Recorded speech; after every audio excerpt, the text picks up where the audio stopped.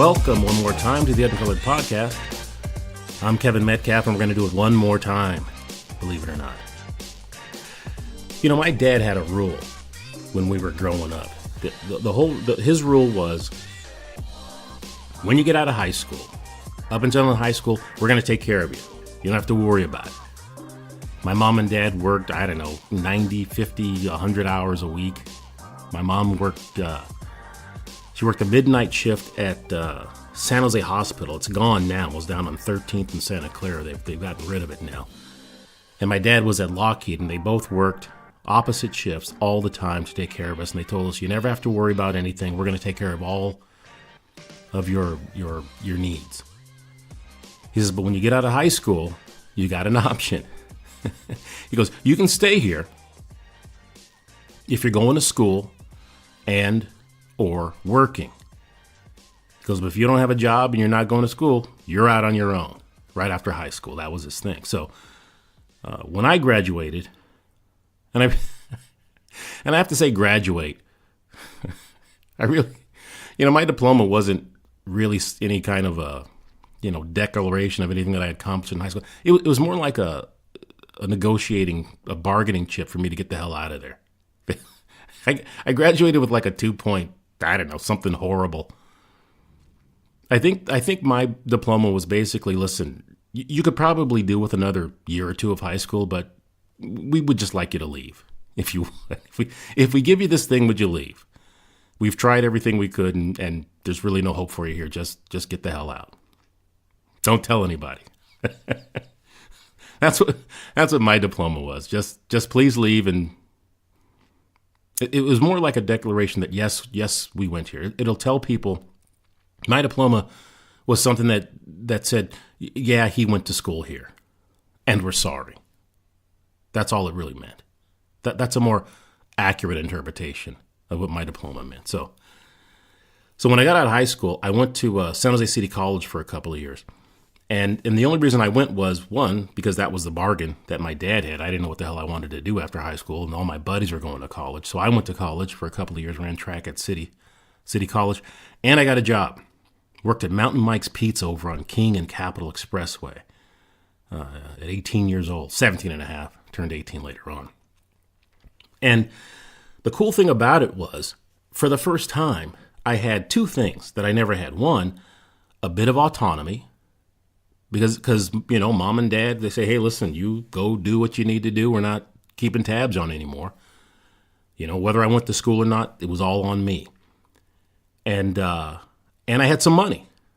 I had my own cash that I could do what I wanted to with. I can, that was really for paying for school. But I could buy my own clothes. I didn't have to wait for mom to buy me clothes anymore. I could get all of my own stuff. So I had a little bit of freedom and a little bit of autonomy, and I loved it. But the number one thing that I loved was Captain Crunch. Because when I was a kid, you didn't get that. I think the best we got was like Raisin Bran. Maybe we'd see honeycombs every once in a while. But if there was something like that with sugar in it, it'd be gone before the day's over. So mostly it was Raisin Bran. I think that was the best we'd ever do. So when I turned 18, got my own job, had a little bit of money, I bought, I would buy like 3-4 boxes of Captain Crunch. The Crunch Berries, not the regular stuff. I have the regular Captain Crunch sort of as a change up. If you if for beer, Newcastle's my go-to beer. But every once in a while, I'll have like a Coors, something like a lager, just to like a change up pitch. Can't have the same thing all the time. That would be the regular Captain Crunch. But I mostly had the Crunch Berries, and it would last maybe a day or two. And I would go back to the store and buy more. And for, lunch, breakfast, dinner, I think that's all I ever ate. I'd get up in the morning or whenever morning came around. My first meal was Captain Crunch. My last meal was Captain Crunch. I ate Captain Crunch, the Crunch Berries, all of the time. And I was in heaven. Forget about it. For about 6 months. Around 6 or 8 months, I'd had enough. And it wasn't that I had gotten sick of it, but it had ran its course. I made up for all of the years of my childhood of no Captain Crunch. And I was like, okay, I'll try that. Now, I didn't start eating right. I mean, I've never had a good diet. I don't want to give the impression that I started eating right. I've never had a great diet. I just stopped on the Captain Crunch. I went back to maybe a box or two a month. But it's part of growing up. I think that's what that is. You start to understand that everything that you want and the things that you have and the things that you want to have, not always the same thing. And my parents, thankfully, protected me from that. Because, at 5 or 6 years old, if I got to pick the cereal, there'd be no help for me. I'd been tossed out of school for eating sugar all the time, and it was tough enough to pay attention as it was. But the point is my first shot at making my own decisions as an adult weren't the best decisions. And I can go into a ton of bad ideas I had at 18 and 19 years old that were just dumb ideas. But the great thing about it was my parents allowed me to make all those mistakes. They weren't on me all the time. They just, when I came home, I was safe. They didn't tell me what to do, what to buy, where to go. They let me figure it out. And, other than, a couple of, really dumb ideas or really bad consequences, I did okay. But most of that was from them, shaping me as I was a kid to not get into too much trouble. But things worked out. But my point is that there's a time where all of us, we need help. When you're a kid, you don't want to let your 4 or 5-year-old just to kind of go out and figure things out. You do need to be protected by a mother and a father to help shape you, give you little tests about what life is really about, and you can do all that training within the protection of a mother and father who aren't going to let things get out of hand. But at some point, it's time to let you go and figure it out for yourself. I did that with my kids. Again, I was a terrible dad. I think my poor kids. But look, my feeling was they're grown, they're smart. Go figure life out, and they're doing fine today. But unfortunately, that's not I should say unfortunately. Well, I do think it's unfortunate. I think it's unfortunate that not everybody thinks in that manner. There's some people who think that you should always be protected from everything bad. And it's funny, when I was probably, 15, 20 years, I'd been on the PD for about 15, 20 years at the time. And I had a friend who was a doctor. And we would meet at the gym. I bump into him at the gym and we talk about whatever. And I was telling him about this school that I was working at, where they wanted me to do traffic control every morning because parents would park around the block, dropping their kids off at the front of the school. And so the principal would say, hey, can you do traffic control every morning because traffic's a mess? And my thing was, what I told her was, listen, just have the parents drop them off a block or two away. I mean, they don't have to, their kids can walk 2 blocks to school. I mean, that's what I did. And she goes, well, we're worried about them crossing the street and the liability. And I thought, if a kid can't cross the street, are they ready, for math and history? They haven't learned to cross the street yet. But there was this incredible, in my opinion, overprotectiveness of kids. And so I'm talking to my doctor buddy about that. And we were just talking about when we were kids, you go out whenever after school, if you get your homework done. Of course, I never got my homework done, but you'd go out and play with the kids. And in grade school, my whole thing with my mom's was like, listen, be home before the street lights come on. Just get home before dark. And me and my buddies, we would go up and down Alum Rock Creek from like McCreary, all the way down to King Road and catch crawdads. We would ride our bikes downhill, skin our knees, no helmets. I mean, we would just kind of go out, figure out what we wanted to do that day, and then be home before it got dark. That was what we did. Now today, we got play dates. Your parents take their kids to go play with somebody. And so my doctor friend was going, he goes, I worry what's going to happen with kids, 10, 15 years from now, with these parents who basically do all of the hard work for their kids. They're at a soccer game or some basketball event, the parents get there, they organize it, they do everything. If a fight happens, the parents get in the way, and kids don't figure things out for themselves. If we were on the playground, playing ball or something like that, and some other kids came on and wanted the court, we had to figure it out. And sometimes that meant we just had to leave. But it was up to us. And I think part of the millennial culture today, with the safe spaces at college and everybody's offended by everything and all the political I think that people have been far too protective. There was a generation of folks, and it's my generation, unfortunately, that for whatever reason tried to protect their kids from everything negative. And now they grow up, 20, 25 years old, thinking that that nothing bad should happen to them. Nobody should say anything wrong to them. Everything should be provided for them. Actually, I'm loath to say this. I kind of hesitate to say this, but probably 2 or 3 years ago, me and a couple of my friends from the police department, we were retired and we're playing golf. And after we finished golf and we're sitting there having dinner or lunch or whatever the hell we were having at the ninth hole. Or no, I think we went to a restaurant nearby. But anyway, we're having a burger and we're talking about our respective kids.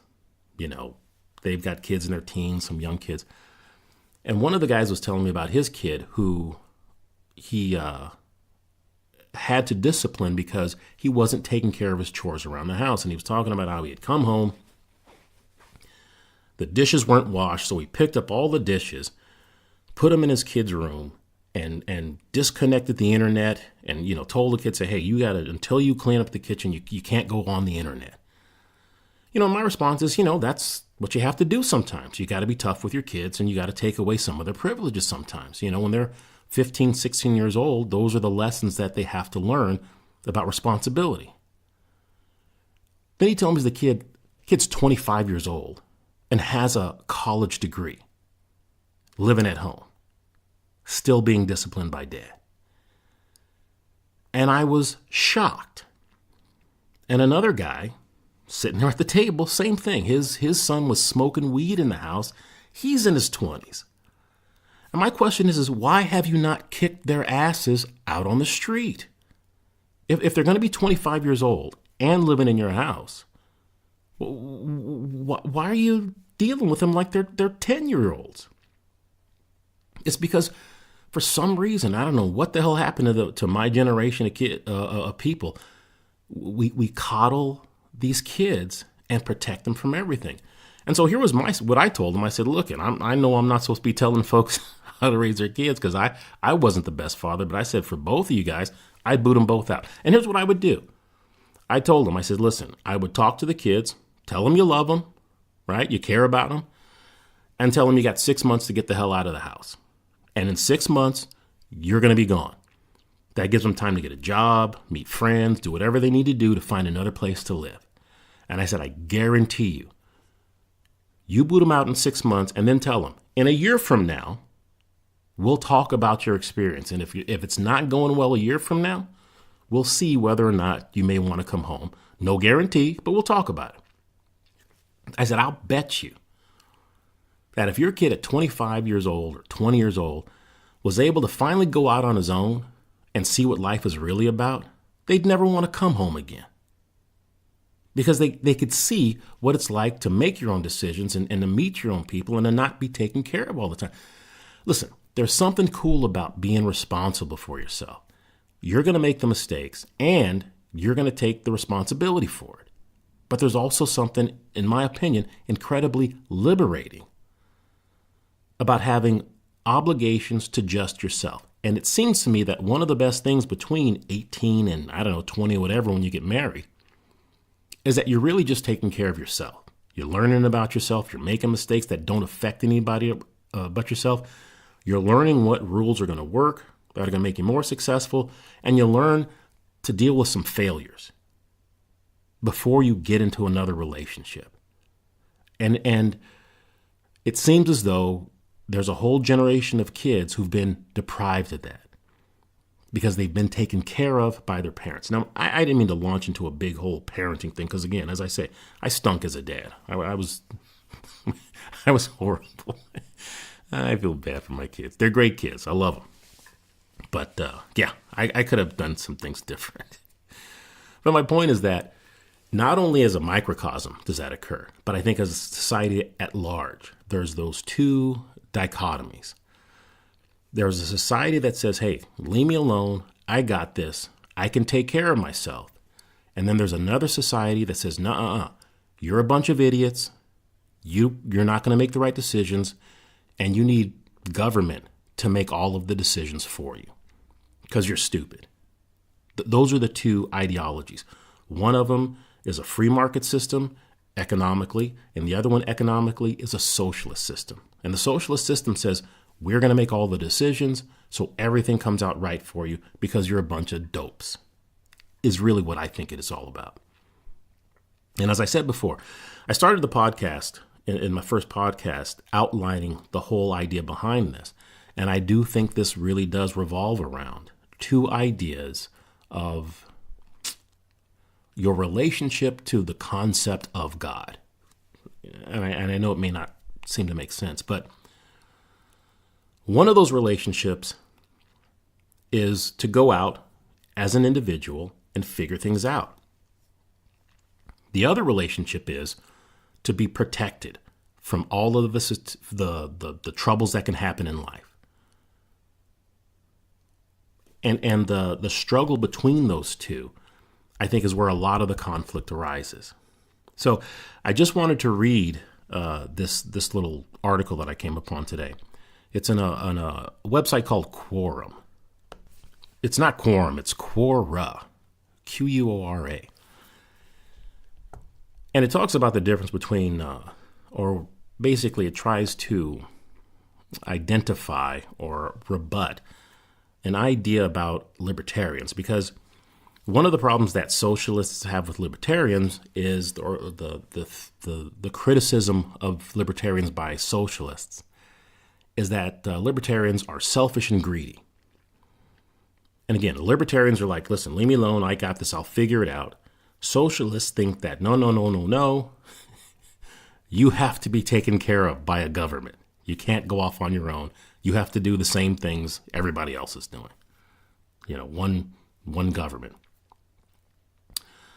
So it says here it's by a guy named Michael Serra, and it says greed and selfishness exist irrespective of country's political system. No political ideology extinguishes or halts basic human impulsivity. And I'm not going to go into the whole thing because it's a big, long article. I'll put a link to it. The title is Selfishness and Greed the Reason a Fully Libertarian Country Can't Work Well. But basically what he says in the article is basically, I'll say basically again. What he's saying is, the great thing about a libertarian society is that everybody figures out what they need and what they want, because the diversity and complexity of individual wants, needs, and interactions, it makes it, how should I say? It makes it immeasurably complex. In other words, you have no idea what will come out when you get different groups together, exchanging ideas, exchanging goods. All kinds of information comes out of there that you could never predict. And that's a good thing, because now one group of people over here can either learn from one group of people over there, and you can decide, which place is best for you. And then you can go back and forth between societies, information gets exchanged, and everybody sort of works in, I don't want to say cooperation, because that's not always the case either. But you can decide what environment best suits your needs, desires, and wants. And if neither does, you can go out and create your own. Because there's probably other people like you that go, I really don't fit in any of these two places, so I can go make my own society. And that's pretty much what a libertarian, I think, their ideas are. Just go do your own thing, figure it out for yourself, and leave everybody else alone. And I think that is one of the characteristics in that story of the Tower of Babel that I talked about last week, where, again, these folks, they get off the ark, and God says, go off into the world and, conquer it, something like that. Just go your separate ways and figure things out. And the other side illustrates, in my opinion, the other side of that story, where the folks in Babel wanted to stay right there and build this monument to themselves. In other words, they wanted to have a monolithic society where everybody did and thought the same, which I think is antithetical. And here's why. One of the things that Friedrich, I guess his name is, Friedrich Hayek talks about in his book, The Road to Serfdom. He has a whole few chapters, a whole section on his book about why socialism and Marxist ideas never work. And at the core of it is this: man-made structures of organization for people cannot deal with the complexity of life. It can't deal with the complexity of the wants and needs of individuals as they get together. And so what these systems inevitably end up doing is they start canceling out options for people. So you can only have, column A or column B. C, D, F, G, all the other columns, they're not going to allow. And so you're restricted to whatever the government says that you can have, because they're unable to account for all the other things. Because when the government decides what happens to you, like the protective mother that they want to be, there's only so many things they can provide. And that's why when you find in one of the problems with communist governments is that they'll have a stockpile of things that nobody wants, and they'll have absolutely nothing of other things that people want or need, because they're not able to figure out pricing systems. They don't get any information back from people of what they want and what they need. It's a top-down government system that simply cannot deal with the complexities of humans. And they're not nimble enough to make the changes necessary to provide what people need and what they want. So they simply restrict those things. You can't have this, you can't have this, you can have all of these things. The free market system is a little bit different. And this is where I think it connects to where the idea of how you think about God. And this may not make sense, but this struck me as pretty, sort of like a lightning rod. So Adam Smith, in his book, The Wealth of Nations, talks about how the free market works. He talks about the division of labor and those kinds of things. And the pricing system, in other words, how things get their value and how we find out things are worth, is a function of interactions between two individuals. And we talked about this in the last podcast, is that value is determined not by one person saying, this is how much this is, but it's an agreement by two parties deciding, yes, that's the value of it, or no, I'm not paying for that. And if you can't find anybody who's going to pay for it, then that is not the value of it. It only becomes a particular value when you have another person who agrees, sure, I'll give you the money. And it's not just another person. You've got enough people. You got to have enough people who agree that it's worth that value for you to continue to produce that thing. So it's a cooperation between two free agents. Well, over time, when you have enough of these transactions going on between enough people and all this, information is generated. In other words, people know what people want, people know how much they're going to pay for it, and now people who produce these things know what I should be producing and what I should not be producing. So it's no point in me making, I don't know, plastic pencils because people are only buying pencils made of wood, right? There's no point in me making, shoes made out of this material because apparently people will only buy shoes made out of that material. So that kind of information that's generated is incredibly useful. And because it changes all of the time, that's what allows for the market to be, well, not only just volatile, but it also creates new opportunities. Because inevitably something's going to emerge that somebody's not producing. And then somebody can, swoop in and start, providing for that particular market, those group of people who want that kind of a thing. Well, in socialism, all that's hidden because the government tells you what everything's worth, whether you like it or not, because the government cannot deal with complexity. Now, here's where it relates. The idea is that whether or not you believe in God, and everybody has a different idea about it, and I couldn't tell you what God is, I don't know. But I think when Adam Smith talks about this invisible hand, and the invisible hand is that thing that lets you know what the prices are. In Adam Smith's idea is that it just works itself out. So if you work within this system of cooperation and negotiation and providing what people need and paying for what people need, exchanges of goods and services between the voluntary exchange of goods and services between individuals, that the invisible hand will tell you what everything's worth, and you just operate on that basis, and that's the best possible economic system.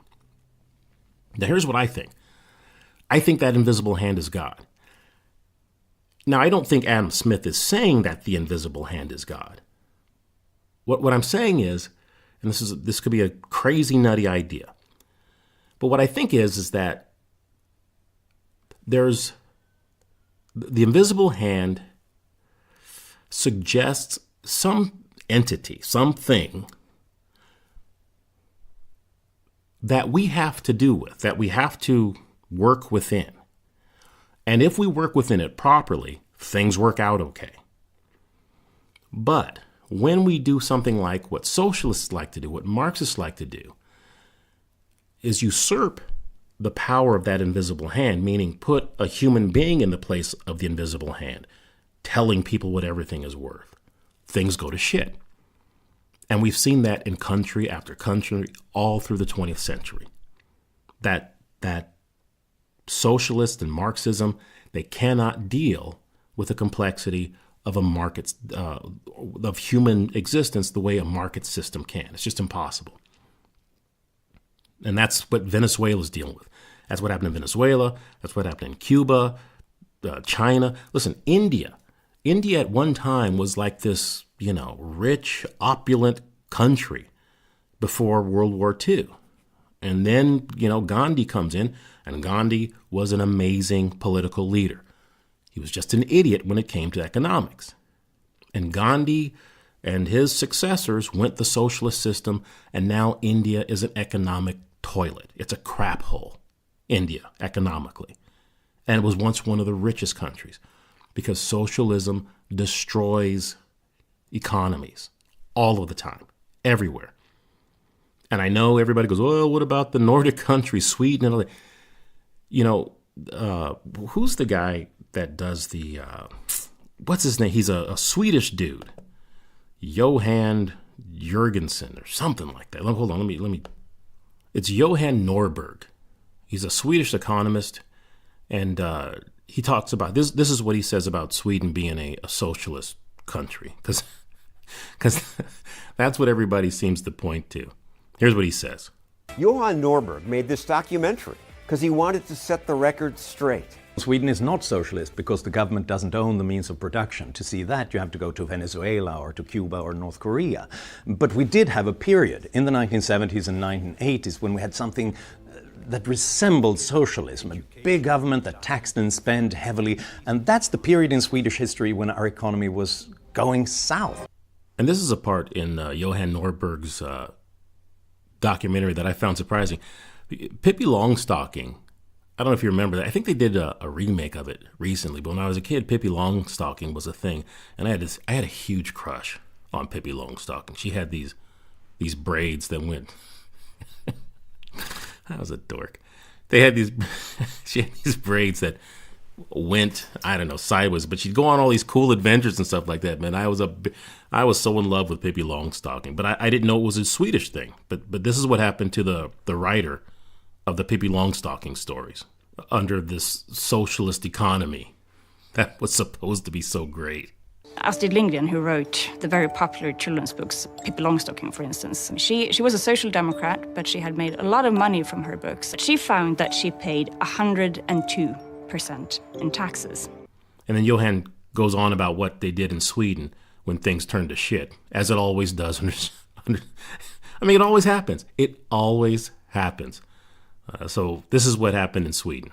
There were waiting lines to get health care. People couldn't get the pension that they thought that they depended on for the future. At that point, the Swedish population just said, enough, we can't do this. Sweden then reduced government's role. Lower taxes, reform the pension system so that it wasn't unsustainable. The results from the spending cuts and privatization? This impoverished peasant nation developed into one of the world's richest countries. All I hear is that Sweden is this socialist paradise. So you can see from the from the mouth of somebody who lives there that the socialism that people are talking about today is in America. That's not what they're doing in Sweden. Sweden, they let businesses do their own thing. Listen, Sweden is better with business than we are here in America. They're more free. And when you talk about taxing, they don't have this thing of taxing the rich. They tax the poor. And I think if you make something like 60 grand a year, you pay 60% taxes. So poor folks, people are... So they take the folks at the bottom and they pay the most taxes, 60%. So if you make $10 an hour, you're now making $4 in Sweden. So it's a totally different thing than they're talking about here in America when they say it's a socialist system. It's a free market system, big time. As a matter of fact, you can go to this. There's a website that has, it's by the Heritage Foundation, and they've got this map, a heat map of the top economic, ratings for countries. And Sweden is right there at the top as far as economic freedom. Better than us here in the United States. So the idea that, Sweden is a socialist country is bullshit. Of course, that's not what they want you to believe about it. The point I'm trying to make is that there are folks who understand that society, the best way for a society to run is from the bottom up. In the sense that individuals are the best ones to know what their circumstances are and what the solution to those circumstances are. And there's another group of society who says, no, the government should tell everybody what they should think, what they should do, and how they should do it, because they're smarter than everybody else. And that relates back to what I was, first, before I get there, I wanted to read you let me go back to the second part of that Quorum article, because I think it clearly illustrates what I've just said. And if you don't think that if you don't think I'm right about how socialists view society, that they're a bunch of dummies who need to be taken care of, here's somebody who responded to the article in Quora that was talking about what libertarians are all about, and listen to just the first couple of sentences of what she said. So this person, her name is Kim. She's in the, I guess they have the comment section. I'm not going to give her last name, but she said her name's Kim, and she describes herself as a realist. And he says that, I shouldn't say she. It says, individuals should not use force to get other people to do what they want. She's basically restating what libertarians believe. That if you need something, then you must produce goods or services that someone will pay for or serve others in return for your selfish needs. Well, not quite, but okay, we'll take that. But it says biology dictates that a fairly large percentage of the population is dependent children. I love when socialists are honest about what they believe. Thank goodness. It says when children are born, they selfishly demand services and goods from other people. They're unable to provide goods or services in return. They can only take. Somebody must provide for them without compensation. So in other words, and she goes on to, and that's just not a, misreading it. If you go on deeper in her in this little response she gives, she elaborates on it. And her idea is, listen, no, you've got to have society taking care of these selfish children. And that's how socialists really view society, in my opinion. You're helpless, you're selfish, you're stupid, you can't take care of yourself, and so the government has to do all those things for you. That was Venezuela. Venezuela, stupidly, after what happened in Cuba, just not that far away, Venezuelans do the exact same thing. They put a dictator in power, and he destroys the country. Because a top-down authoritarian rule, it never worked. And you've got all of the 20th century as an example. North Korea, China, India, all these places in Europe. You've got all these examples of Marxist socialist ideas becoming the dominant way to run a country and having them destroyed. And many countries who went that way figured it out, thankfully, in about 5 or 10 years, and then went back to doing it right in the free market system. I think what I'll do in another podcast is just go over those countries, because it's not like we don't know what socialism does. It's not like it's never been tried before and we have no idea what imagine yourself if you were, if you're in the hospital for some, injury, and the doctor comes in and goes, we're going to try this snake oil on you. And the other doctor goes, every time we tried that snake oil, the person dies. We probably shouldn't use that, because the last 10 folks we used it on, they all died. But the doctor goes, no. This time it's going to work. Why would you do that? You'd get another doctor. But for some reason, no matter how many countries socialism just poisons and destroys. You got the Danny Glovers, the Danny DeVitos, the Sean Penns, all these idiot actors who are going, socialism, yeah, the Jim Carreys of the world. We should try socialism. And I think, well, don't you see what's going on in Venezuela? Why would you think that that's not going to happen here if it's happened in every country it's been tried in? If you listen to that documentary that Johan Norberg, he's got a whole documentary on the economy of Sweden. And they'll tell you, they go, we tried that socialism stuff for 10 years, almost killed us.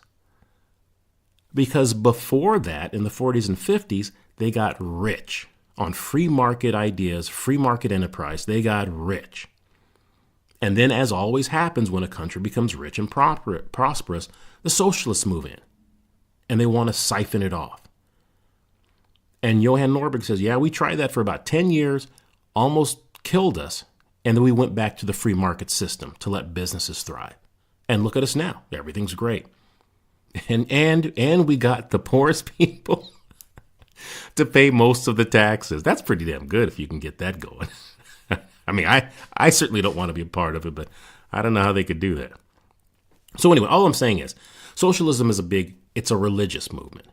When somebody tells you that something's going to work, that has failed time and time again, that has brought famines and starvation and murder and prisons and dictators and destroyed countries time and time again, and yet they hold their thumbs up saying, we got to try it here, you're talking to a religious fanatic. That's my point. That's where all of this whole idea comes together. We're not talking about objective ideas and problems and empirical data when we're having these political discussions. We're not talking about empirical data when we're talking about some of these science issues, whether it's global warming or evolution or whatever it is. Often they have nothing to do with the scrutinizing of objective data. It's one religious position pushing against another religious position. And one religious position, the socialism, the evolutionists who won't consider anything about intelligent design, or global warming nutcases who are predicting the end of the world every 10 years, it's not that they care about anybody. And I know that's what socialism is supposed to be. It's supposed to be this kind-hearted thing that's going to make everybody happy, and the government's just going to hug everybody's problems away.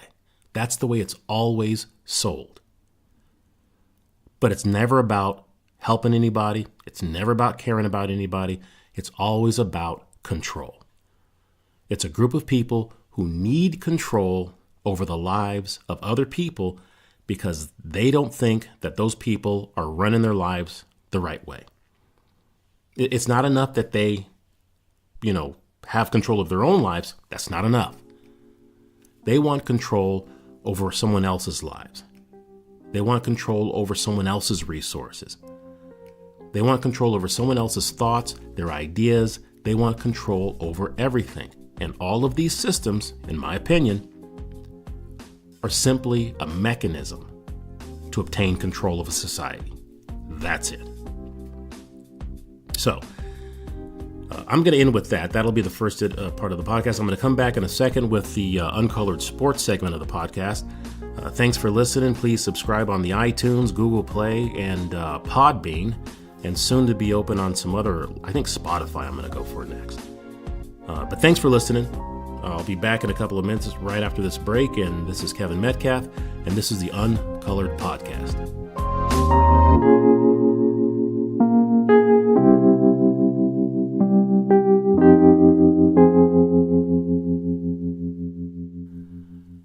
Hey, this is Kevin Metcalf, and it's time for another shout-out, an unsolicited shout-out to the Wounded Warrior Project. You know, I say it's unsolicited because I don't know anybody over there. They don't know me. I just, other than the donations that I send, they don't know who I am.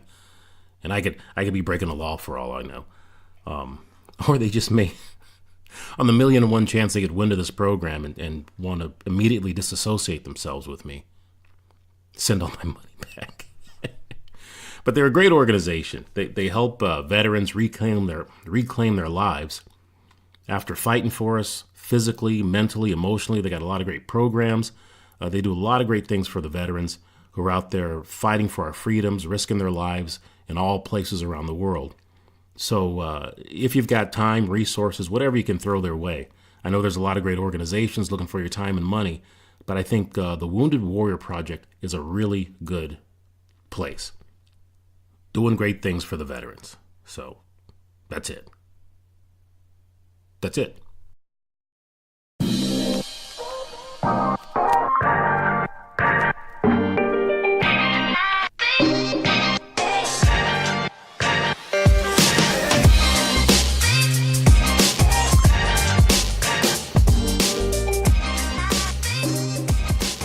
All right, thanks for coming back. This is the WNBA. I was going to talk. That's the topic, is the WNBA. This is the Uncolored Podcast. I'm Kevin Metcalf. I'm your host. Clearly, I don't know what I'm doing, but thanks for coming back anyway. We're going to talk about the WNBA. I guess I gave that away in the opening. So imagine you're a business owner and you're selling something.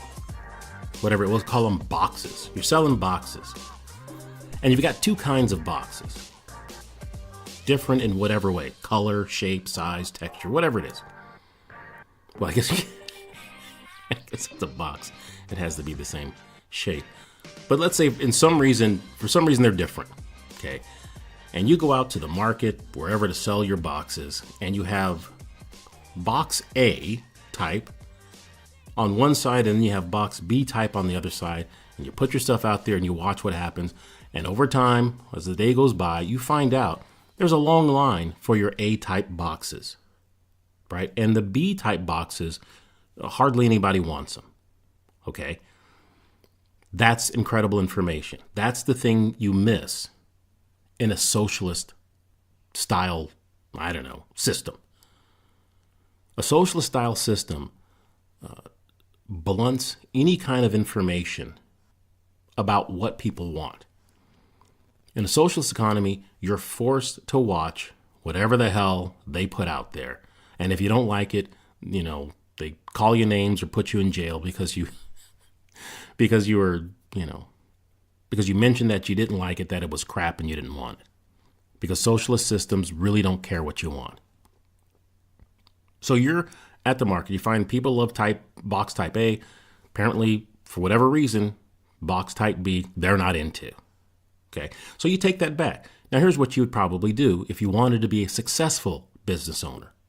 You do one of two things. Maybe you would stop making type B boxes altogether, or people don't Maybe like you just don't everything put the as many same. resources That there's some evil box type B, because discrimination Nobody or wants inequity. There's something horrible. Right, If you made as many of that everybody both of doesn't them, like, you know everything exactly that the you're going to have a stock People are pile like, of but box what do you mean type you don't B like it? in your warehouse just that don't like nobody it. wants. It's going to What are you cost trying you a to bunch say? of money. and you go, I you just know don't what? like it. Rather I than prefer that, I do that. I'm going to put something I most do of my not prefer. resources Oh, that means into you're something type A boxes because that's what You're everybody something seems to want. phobic. If you don't like That's where all my resources are going to go. We got Because to. I'm making more You money. mean I'm I just generating more income, can't and more not people prefer? are happy because There's that's a what we problem. want. You're Everybody's you're, happy. You're a homo, and you can again trans. You can still make a few You're of the phobic. B-type You boxes hate 'cause something. there are folks who like those too. We But can't you're just not have that. putting You much gotta like effort into everything those, exactly the 'cause same. It's not making you any Otherwise- money, and if you did, you'd have a whole bunch. Otherwise, of we stuff have to that fix nobody you. wants. You've got to like it. Okay, that's the data that you get in a And whatever free they market call you, economy. whatever phobic you thing know you what are, people want. You know they just made it up. They just So now thought you go of to it the right WNBA, then. and apparently there's And that's what you some are all of a players in the sudden. WNBA The thing who are that not they just happy made up. about their circumstance.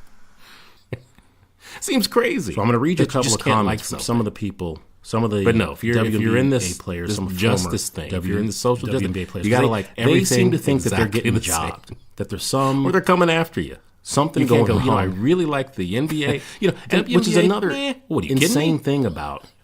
How can that be? The socialist mindset. You must hate people They if you have don't this, like the this W. weird idea that everything should be It's liked weird and how they valued immediately jump the to same. that. And there's No no matter what. possible other And if- option. and if- except for you're an evil person that you don't like something that they think you should like.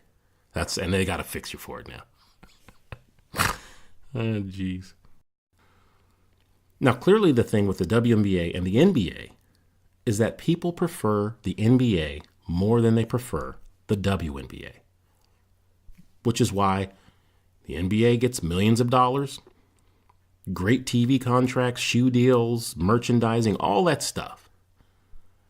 And the WNBA doesn't get any of that stuff. And it turns out that the WNBA would not even exist if not for the NBA pumping millions and millions and millions of dollars into it. It's a losing investment at this time. Now they're hoping that it'll turn around, but apparently up to this point, it's not a winning deal financially. It's a losing deal financially. Okay.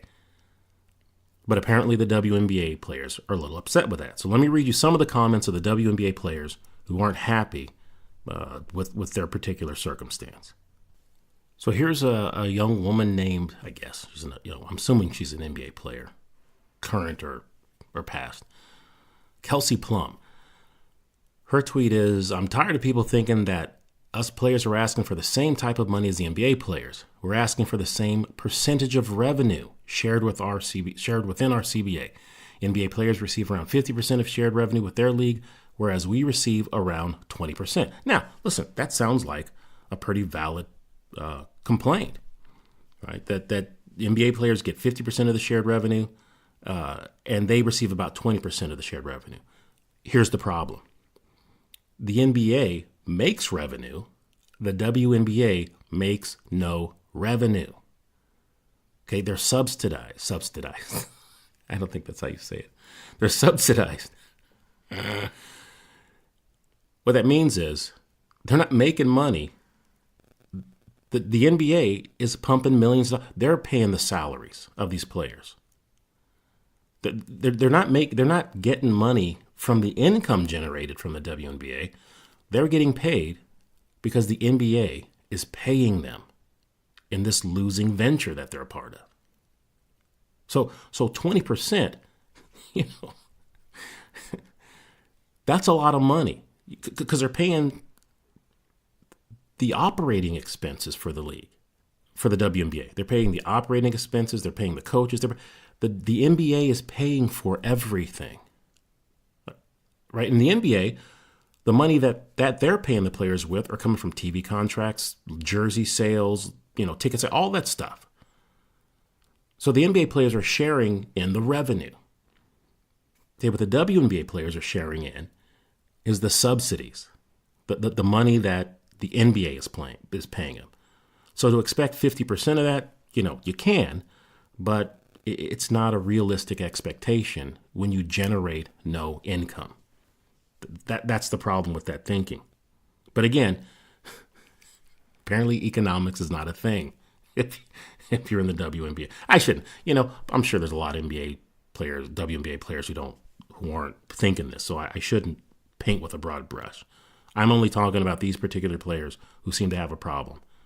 with what's going on. And I'm not saying you shouldn't. Don't get me wrong. I'm not saying you have to like your circumstance. What I'm saying is you should at least understand why you're in that circumstance and not automatically assume that somebody's treating you unfairly, which is an immature way to look at life. When you look at somebody across the way and they're getting more than you do, to automatically assume that something unfair is going on. It might be that they're better. Look, if you, in the NBA, you will regularly see incredible three-point shots, right? You'll see alley-oop. Some guy tosses the ball close to the rim. Somebody else comes from out of nowhere and just throws it down. It's an amazing thing to see. And you can see it almost every night in pretty much any NBA game, right? You'll never see that in a WNBA game. Now, apparently, there are many more people who would rather see the alley-oop than not see the alley-oop. That's just a preference thing. There are more people who would rather see incredible rebounds, incredible defense, all this. And it's not to say that the WNBA has no defense or no shot. It's just a different product. It's a different thing. And apparently, just from, what the market says, people don't value it as much. And like I said before, value is determined not by what you think you're worth. Value is determined by an agreement by somebody else saying, yeah, I agree, that's what you're worth, and they're willing to pay you for it. Because somebody just saying, yeah, I think you're worth that, that doesn't mean anything if they're not going to pay you for it. If you go see a car and you go, yeah, that's worth, $500, but if nobody's going to pay the money for the car, it's really not worth that. So you have to have somebody willing to pay you for whatever it is that you want to do.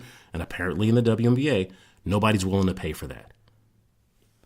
Right, here are some other snippets from the WNBA. Now, this is a former player. This is from Candace Wiggins. She says, look, nobody cares about the WNBA. This is what I'm saying. Now, if I said it, people think I'm an asshole, and I might be. That might be accurate. But she's like, nobody cares about the WNBA. Viewership is minimal. Ticket sales are very low. They give away tickets, and people don't come to the game. Well, so how do you expect millions of dollars if nobody's coming to the game, and you understand that? I'm not sure what you would expect. This is Val Ackerman. She's the WNBA commissioner. This is June of 1999. The operation of the league is coming at a huge cost to the NBA. For the foreseeable future, this league will continue to be an investment opportunity for the NBA. So they look and they say, listen, hopefully we're going to make money someday. We're just not making it now. This is in 2000. This is a year later. We are losing money, but I won't tell you how much. That's cool. There are no rights fees with our TV partners, and the league pays all player salaries and operational costs. This is based on the premise that a profitable business will grow out of this. So they're making a major, multi-million-dollar investment in the NBA for many, many years, hoping at some time it'll be profitable. Now, this is 2000, so it's been almost 20 years now, so maybe it's different now. Here's another one. This is Adam Silver. So this is pretty recent because Adam Silver is now the commissioner. He says, we thought we would have broken through by now. We thought ratings and attendance would be much higher. Okay. This is James Dolan. He's the owner of the New York Liberty, and he also owns the Knicks, too. He says, it hasn't made money. Its prospects of making money at the time and even today are still slim. Okay. So this is why they're not making money. Nobody at this particular time, maybe it's changed in the last several years, but apparently nobody likes the WNBA. Or, I shouldn't say nobody, that's incorrect. But there's not enough people who are interested in the WNBA that they'll pay for it. Okay, just like, your boxes, type A boxes and type B boxes, for whatever reason. People don't like the type B boxes. People don't like the type B boxes for some reason. Okay, you can get mad and upset and say there's some inequity going on. That's fine. But the reality is that whatever's going on with the B boxes, people just don't want it. And you can accept that or you can get upset about it. Right? Listen, I'm doing this podcast. I have no idea. I don't know what the hell I'm doing. Okay, I think I've got one subscriber, and that's my wife. And she doesn't even listen to it. I know she just turns it on and goes about her business. And God bless her. I mean, she has to hear me yammering every day, so why would she listen to a podcast? But what I'm saying is, I don't know what the hell I'm doing, right? I got no subscribers. Would it make any sense for me to scream and yell and get mad that I'm not making as much money or whatever they get? You know, like the big time podcast. Who's the big time podcast out there? What's the name? Hold on. Let me find. What's JRE? Joe Rogan, the Joe Rogan Experience. He's got millions of people listening to his podcast. Would it make any sense for me to get upset and whine that, send out a bunch of whiny tweets that I'm not getting the same thing that Joe Rogan is getting? Okay, he's been doing it for years. Apparently millions and millions of people love whatever the hell he's doing over there. Okay, I got one subscriber, it's my wife, and she didn't even listen to it. Okay, would it make any sense for me to scream and get upset that I'm not getting whatever the hell Joe Rogan gets for doing his podcast? Of course not. It's a value question. It's a question of value, right? For whatever Joe Rogan is doing, I'm not doing over here. So for me to expect to get the same thing that Joe Rogan is getting is delusional. Okay, these WNBA players who somehow think that they should be making millions of dollars, it's just delusional. Nobody wants to see, or not enough people care enough about the WNBA to pay to see it. You saw that other player. She said they're giving away tickets and nobody's showing up. Well, what does that tell you? Look, if I went down to the corner and was playing ball down at the school down at the corner, would it make sense for me to get upset that people aren't coming from miles around to see me bump around and stumble and throw the ball at the hoop and barely hit the backboard? Would it make sense for me to get upset about? Of course not. It's okay that people don't want to see me not play basketball very well. Listen, I used to be great, but I can't do it anymore. So the whole WNBA thing is simply another manifestation of this weird Marxist ideology. It's a crazy religion that says, if I put on a uniform and walk out on a basketball court, then I should get the exact same money as a LeBron James or a Steph Curry or a James Harden. I should be getting these Adidas shoe contracts just because I got a uniform on and I'm throwing a basketball at a hoop. It's weird enough to have that mindset. But what's even weirder than a player who, again, is not as good as an NBA player, thinking they should get as much as an NBA player. But what person who would call themselves a journalist would actually write about it? Because nobody's coming to, you know what? Nobody's watching Kevin play basketball at the park. That's injustice. I'm going to write an article about that people are being, somebody's phobic against Kevin. He's got nobody watching him. Nobody's paying him. Nobody's showing up to watch him stumble around at the park playing basketball. That's injustice. People are Kevin phobic, goddammit. I'm taking up the cause. I'm tweeting about it because I'm a journalist. Idiots. It's crazy. It's a delusional mindset. And when people talk about injustice and when people talk about things aren't fair, as I said before, there's no such thing as fair. Life is life. Things happen to you. You have your situation. Somebody has their situation. And the idea that they should somehow cosmically, magically always be the same is dumb. It's a stupid, religious, axiomatic, a priori assumption, and it's wrong. And you'll just be upset all the time if you walk around thinking if somebody has more than you, somehow there's injustice. It's a dumb idea. I have no delusions about this podcast. I know the person who's listening to it, God bless them, even though they're not really listening to it. And I don't walk around upset that I'm not getting whatever the hell JRE podcast is doing. It's not the same thing. So, be careful of weird ideologies, religious ideas that mask themselves as justice, political ideas, feminism, whatever ism you call it. Most of these ideas are based on false, faulty, or just wrong axiomatic presumptions. And they spend their whole lives castigating other people that their lives aren't the way that they thought they were supposed to turn out. And they never look at go, geez, well, maybe I'm not doing the right thing. It's never them. It's always somebody else. That's the great thing about these insane Marxist, feminist ideas. Whatever problems that I'm dealing with, it's always somebody else's fault. Never mind. And don't get me wrong, feminism, that was a real thing. If you watch, I was watching the Mary Tyler Moore program. It's back on, what is it, FETV, FEM? It's on a cable network. And I watched it when I was a kid all the time because, back then there was like 3 channels, so you had to watch, whatever the hell was on. But I've been watching it again because the song, the Mary Tyler Moore song, always touches this weird nostalgic thing for me. The song gets me every time.